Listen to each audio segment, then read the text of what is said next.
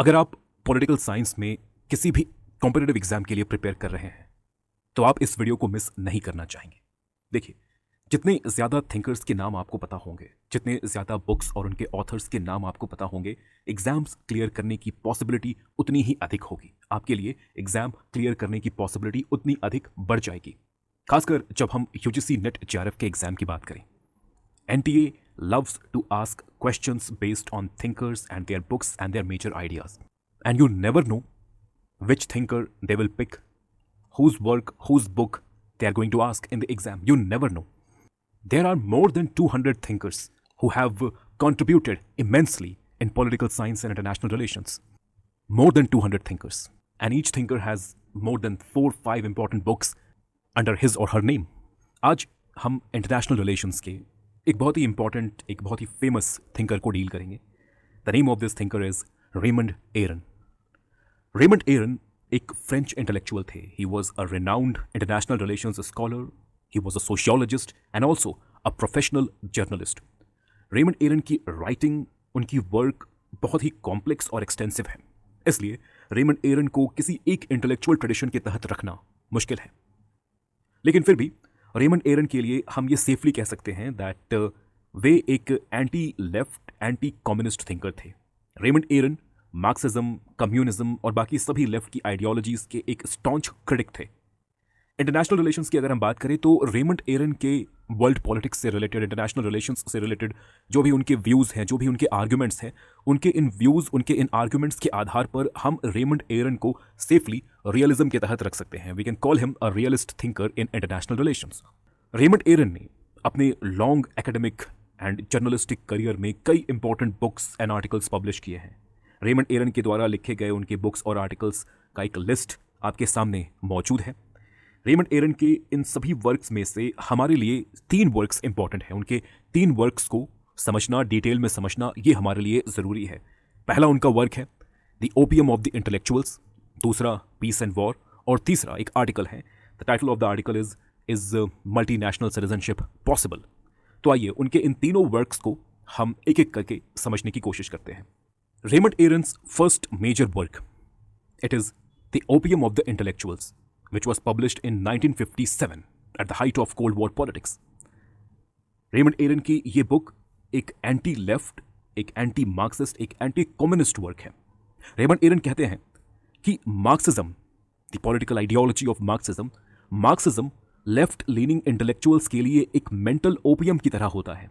Just like opium के द्वारा जो ओपियम कंज्यूमर्स हैं, जो ओपियम को कंज्यूम करते हैं, ओपियम के द्वारा ओपियम कंज्यूमर्स के माइंड में इल्यूशंस क्रिएट किए जाते हैं, हेल्यूसिनेशंस क्रिएट किए जाते हैं, और ये जो कंज्यूमर्स हैं, बाद में ये कंज्यूमर्स इन्हीं इल्यूशंस को, इन्हीं हेल्यूसिनेशंस को हकीकत मानने लगते हैं, रियलिटी मानने लगते हैं। ठीक इसी तरह मार्क्सिज्म के भी जो फॉलोअर्स हैं, मार्क्सिज्म की आइडियोलॉजी, मार्क्सिज्म के फॉलोअर्स के माइंड में कई इल्यूशनरी एंड यूटोपियन सपने, ड्रीम्स क्रिएट करते हैं। और ये जो मार्क्सिस्ट थिंकर्स हैं, जो इंटेलेक्चुअल्स हैं, वे धीरे धीरे इन ड्रीम्स, इन यूटोपियन ड्रीम्स को हकीकत मानने लगते हैं, इन इल्यूशंस को, इन इमेजिनेशंस को हकीकत मानने लगते हैं। अब सवाल है कि रेमंड एरन मार्क्सिज्म को इल्यूशनरी क्यों कहते हैं? Why he regards Marxism, the ideology of Marxism, to be illusionary, to be something like an opium? The reason is this, according to Raymond Aron, Marxism 2 myth पर बेस्ड है, या आप कह सकते हैं मार्क्सिज्म 2 झूठ पर या 2 फॉल्सहुड पर बेस्ड है। The first myth is the promise of a better, progressive and liberating future. Marxism के तहत जो पहला मिथ है वो यही है, the promise of a better, progressive and liberating future. Marxism में कहा गया है कि आफ्टर डिस्ट्रॉइंग कैपिटलिज्म के डिस्ट्रक्शन के बाद हम ह्यूमन हिस्ट्री के एक नेक्स्ट स्टेज में पहुंच जाएंगे। We will reach another stage of human history, and this stage will be called the stage of communism, the final stage, the last stage of human history, stage of communism. और ये जो stage है, the communist stage, the kind of society that we are going to have over here is a communist society. Marxism में कहा गया है कि इस कम्युनिस्ट सोसाइटी में सब कुछ अच्छा होगा, सब कुछ सही होगा, यहाँ पर कोई क्लास नहीं होगी, कोई कॉन्फ्लिक्ट नहीं होगी, कोई एक्सप्लॉइटेशन नहीं होगी। All are going to be free, all are going to be happy, and it will feel like we have created heaven on earth. But this is a falsehood. This is a myth. Raymond Aron कहते हैं कि ये जो सपना दिखाया जा रहा है मार्क्सिज्म के तहत, this is a falsehood, this is a myth.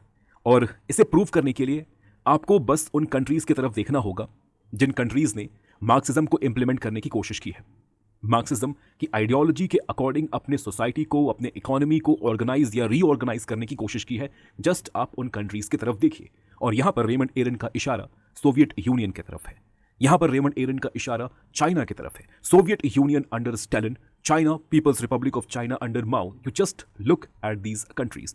ये वे कंट्रीज हैं जिन्होंने मार्क्सिज्म को प्रैक्टिकली इंप्लीमेंट करने की कोशिश की।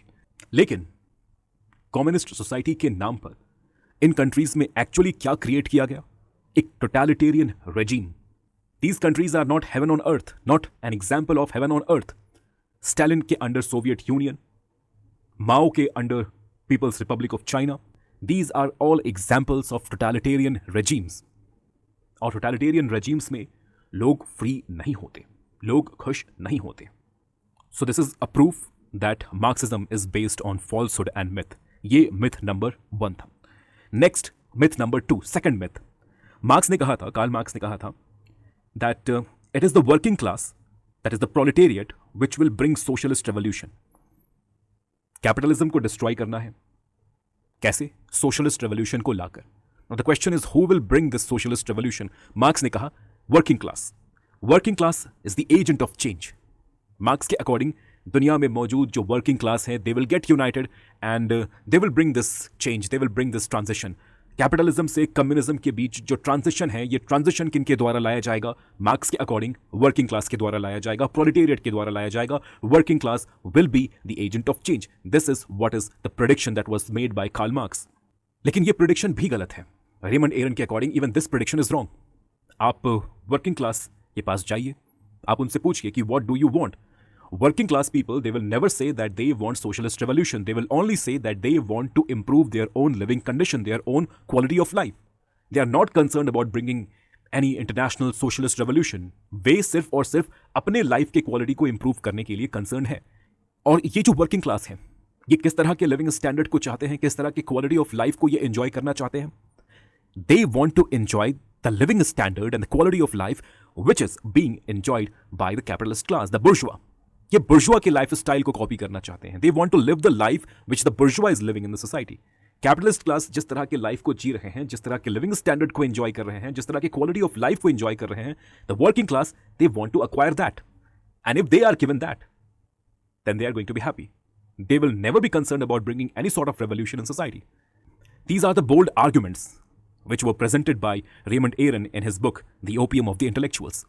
Raymond Aron की दूसरी मेजर वर्क है पीस एंड वॉर।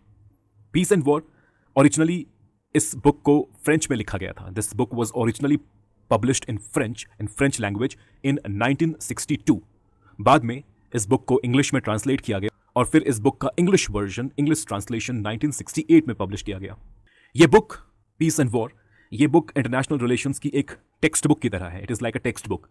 इस बुक में रेमंड एरन इंटरनेशनल रिलेशंस के वेरियस थियोरेटिकल ट्रेडिशंस को एनालाइज करते हैं। इसके बाद वे अपने प्रेफरेंसेस को सामने रखते हैं, जहां हमें क्लियरली ये दिखाई देता है that Raymond Aron he supports realism, he belongs to the realist tradition in international relations. Raymond Aron, he was inspired and influenced by many realist thinkers like Thomas Hobbes, Clausewitz, Morgenthau, Kenneth Watts. Realist politics को support करते हुए Raymond Aron कहते हैं that international relations it takes place under the shadow of war. This is again a realist statement. International relations takes place under the shadow of war. मतलब countries they are either engaged in war or they are preparing for war. ये दो ही अवस्था हो सकती है जिनमें एक country मौजूद होगी। या तो कंट्री के द्वारा युद्ध लड़ा जा रहा है या फिर कंट्री युद्ध की तैयारी कर रही है, रेमंड एरन के अकॉर्डिंग। इसके बाद रेमंड एरन के द्वारा इंटरनेशनल रिलेशंस का एक डेफिनेशन भी यहां दिया जाता है। Raymond Aron he defines international relations as a relation between political units, each of which claim the right to take justice into its own hand and to be the sole arbiter of the decision to fight or not to fight. इस definition में यह clearly दिख रहा है that Raymond Aron believes that it is the state, it is the countries which are primary actor in international relations, in international politics. States he international politics में primary actor होते हैं। सारे decisions state के ऊपर ही centred होते हैं, state के द्वारा ही लिए जाते हैं, और जो भी घटनाएं इंटरनेशनल पॉलिटिक्स में हो रही हैं वे सभी घटनाएं स्टेट के इर्द गिर्द ही होती हैं. All the events in international relations they take place and they revolve around the state. Raymond Aron's next major work is an article which was published in 1974 on the topic of multinational citizenship. The title of this article was, Is Multinational Citizenship Possible? इस article में Raymond एरन argue करते हैं कि चाहे दुनिया कितनी भी अधिक ग्लोबलाइज्ड क्यों ना हो जाए, multinational citizenship is not possible. Multinational citizenship मतलब your अलीजियंस not simply towards your country but also towards some supranational organization or some supranational authority. Cosmopolitan citizenship. Globalisation के साथ साथ इस तरह के आर्ग्यूमेंट्स भी सामने आने लगे कि that we are moving into a post Westphalian world. Countries are coming closer, countries are becoming integrated. और जो वेस्टफीलियन सिस्टम है, वेस्टफीलियन इंटरनेशनल सिस्टम है, जो कि mainly territorially limited sovereign states के प्रिंसिपल पर बेस्ड है, ये वेस्टफीलियन सिस्टम धीरे धीरे इरोड हो रहा है. कंट्रीज अपने सुवरेनिटी को धीरे धीरे लूज कर रहे हैं, and we are gradually moving to a world which is going to be like a borderless world, जहां पर sovereignty अपने मीनिंग को लूज कर चुकी होगी.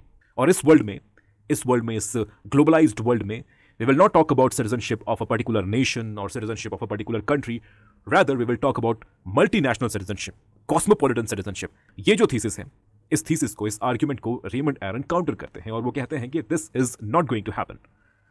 No matter how much globalized the world is, citizenship, granting citizenship and the rights and privileges associated with citizenship, granting citizenship and these rights and privileges, these are always going to be the discretionary power of a national government.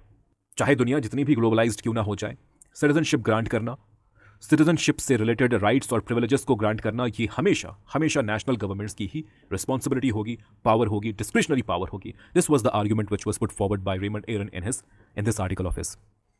So this was all about Raymond Aron. I hope I was able to make this thing clear to you.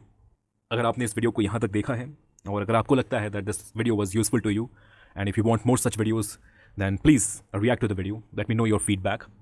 इसके अलावा मैं आपको political science के हमारे online course की जानकारी भी देना चाहूँगा. यूपीएससी सिविल सर्विस एग्जामिनेशन में पॉलिटिकल साइंस ऑप्शनल के लिए और यूजीसी नेट जेआरएफ के एग्जाम में पॉलिटिकल साइंस पेपर 2 के लिए हमने पॉलिटिकल साइंस का एक डिटेल्ड ऑनलाइन कोर्स तैयार किया है. इस कोर्स में हम पॉलिटिकल साइंस के सभी 10 यूनिट्स को एक्सटेंसिव वे में कवर कर रहे हैं. अगर आप इन एग्जाम्स की तैयारी करते हैं या आप इस एग्जाम की तैयारी करना चाहते हैं, हमारे साथ करना चाहते हैं, और आप इस कोर्स में इंटरेस्टेड है या आपको इस कोर्स की ज़रूरत है, तब आप इस कोर्स से रिलेटेड और अधिक डिटेल्स के लिए हमें व्हाट्सएप के माध्यम से इस नंबर पर कॉन्टैक्ट कर सकते हैं. Thank you so much for listening.